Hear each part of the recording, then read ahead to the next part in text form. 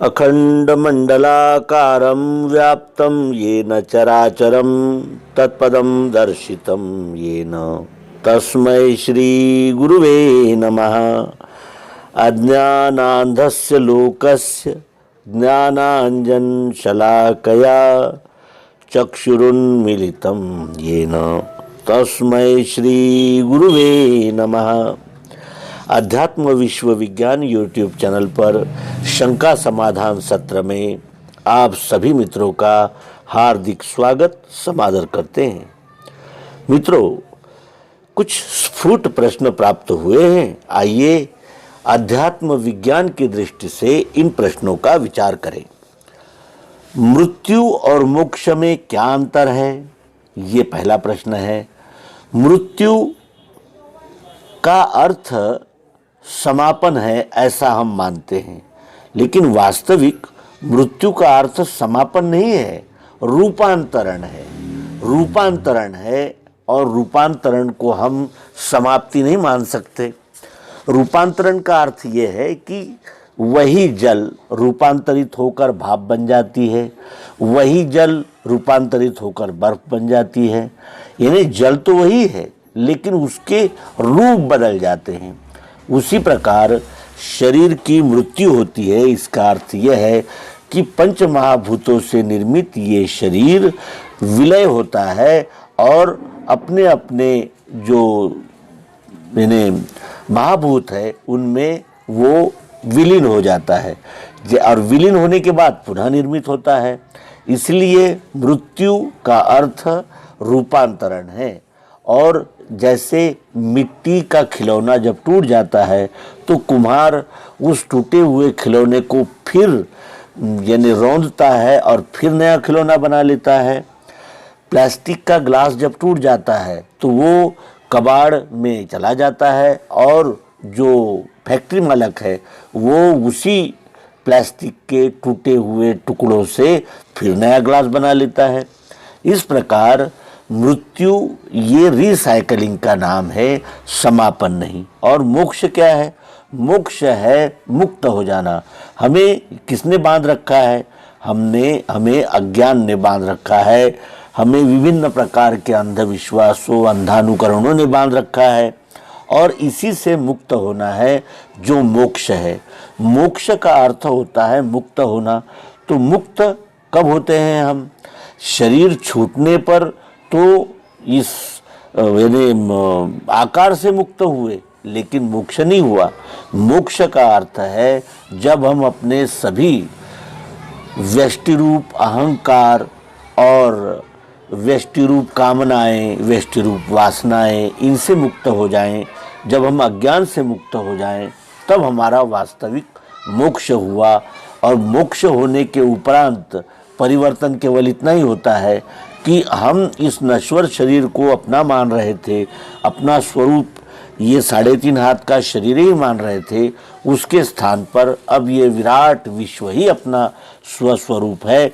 इसकी हमें जागृति होती है और इससे फर्क यही पड़ता है कि जो हम सुख दुख लाभ हानि जय पराजय जब प्राप्त होते थे तो रोते गाते चिल्लाते थे, लेकिन अब जब हमारा अज्ञान से मोक्ष हो गया तो अब हम ये जानते हैं कि ये विश्वरूप परमात्मा की लीला है और ये लीला सतत जारी रहती है। ये लीला किसी के लिए रुकती नहीं है, कोई इसमें व्यवधान नहीं डाल सकता। और इस व्यष्टि जीवात्मा को ही इस पारमिष्टि समष्टि परमात्मा के साथ यानी एडजस्ट करना होता है, ये हम जानते हैं।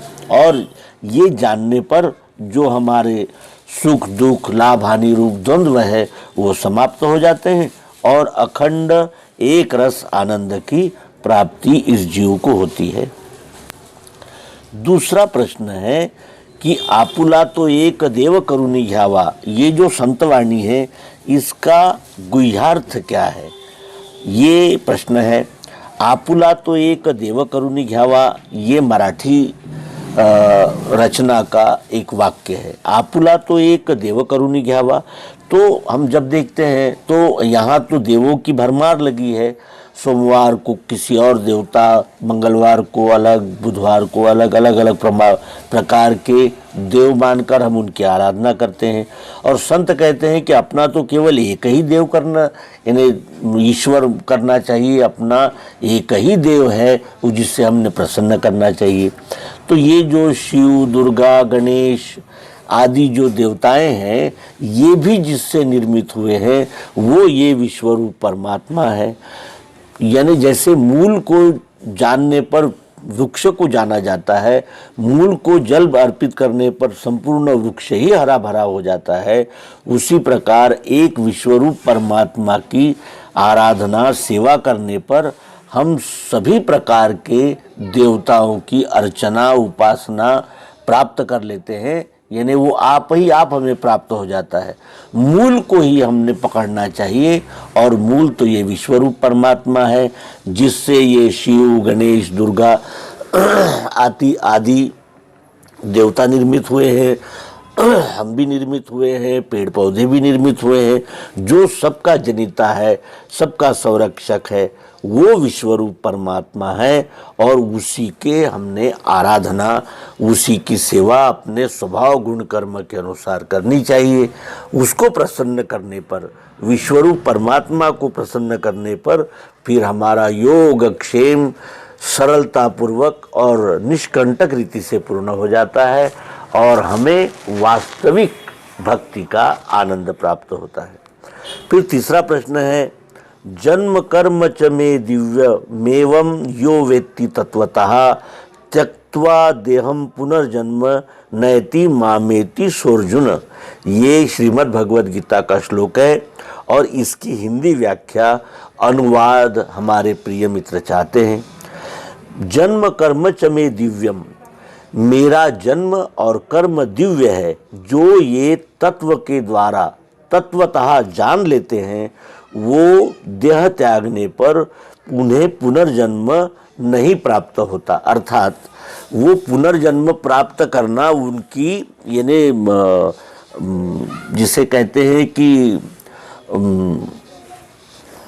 अब इसके लिए शब्द ये है कि ज़बरदस्ती नहीं होती कि उन्होंने जन्म ही प्राप्त करना चाहिए। पुनर्जन्म कब होता है? जब हमारी वासनाएं और तृष्णाएं बाकी रहती है, जब हमारी तृष्णाएं और वासनाएं ही समाप्त हो जाए।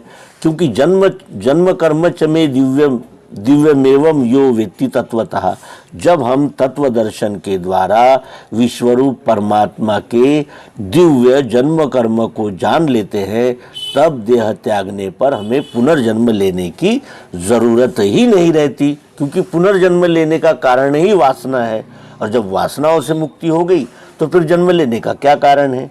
लेकिन संत जन, जो महान लोग होते हैं, वो पुनः पुनः जन्म लेते हैं, इसलिए कि विश्वरूप परमात्मा की वे सेवा कर सकें और सेवा का आनंद उठा सकें।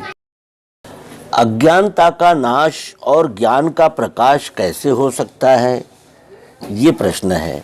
अज्ञानता का नाश और ज्ञान का प्रकाश कब हो सकता है और कैसे हो सकता है?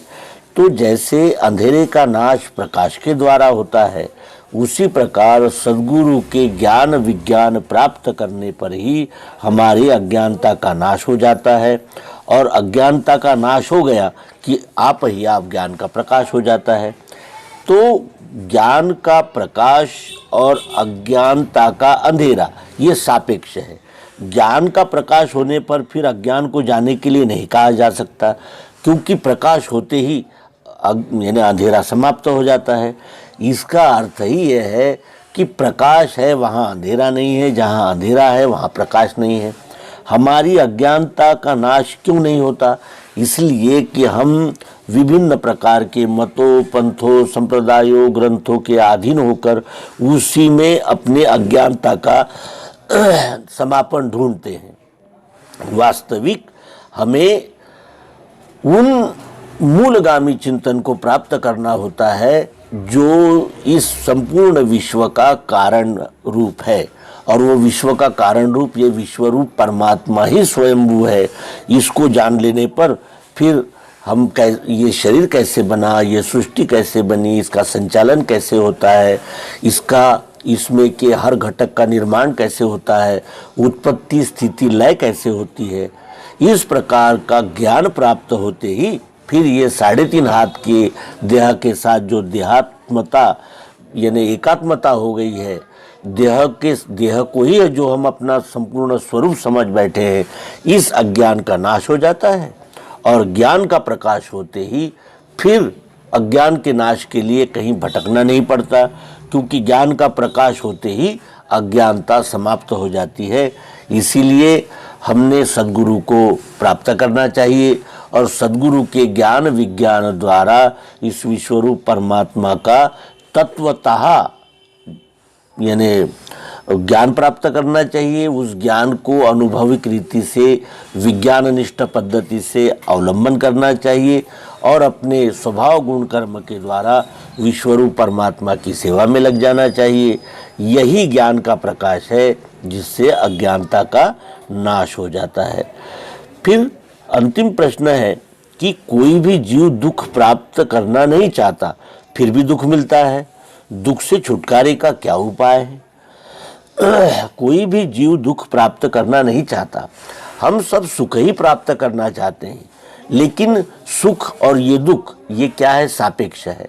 सुबह होती है तो शाम होती ही है, दिन होता है तो रात होती ही है। इस प्रकार सुख के साथ दुख की छाया और दुख के साथ सुख का एक बैकग्राउंड, एक पृष्ठभूमि लगी ही रहती है। तो कोई भी जीव दुख प्राप्त करना नहीं चाहता, लेकिन जब वो सुख चाहता है तो सुख के बाद दुख लागू ही होता है। हर सुख में कुछ न कुछ दुख होता है, हर दुख में कुछ न कुछ सुख होता है। ये विश्व सुख दुख मिश्रित है और इसीलिए ये चक्र है। इस चक्र को हमने जान लेना चाहिए।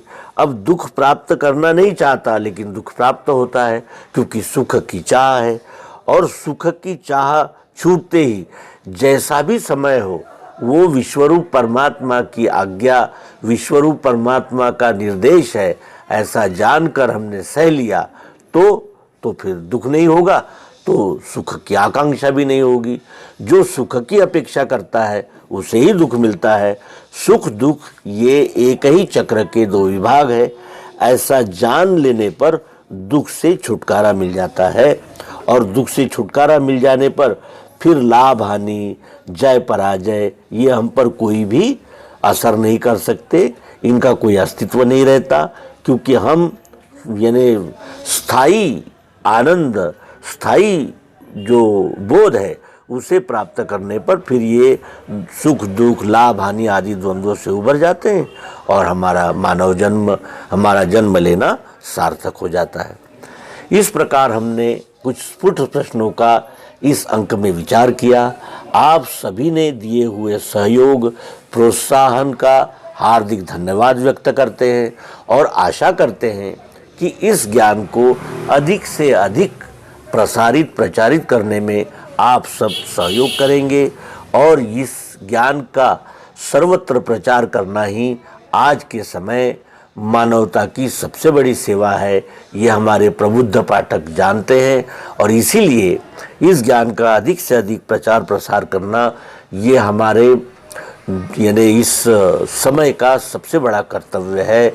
इसकी जागृति देते हुए इस अंक को समापन करेंगे। नर्मदे हर, सद्गुरु भगवान की जय, विश्वरूप परमात्मा की जय। ओम शांति शांति शांति।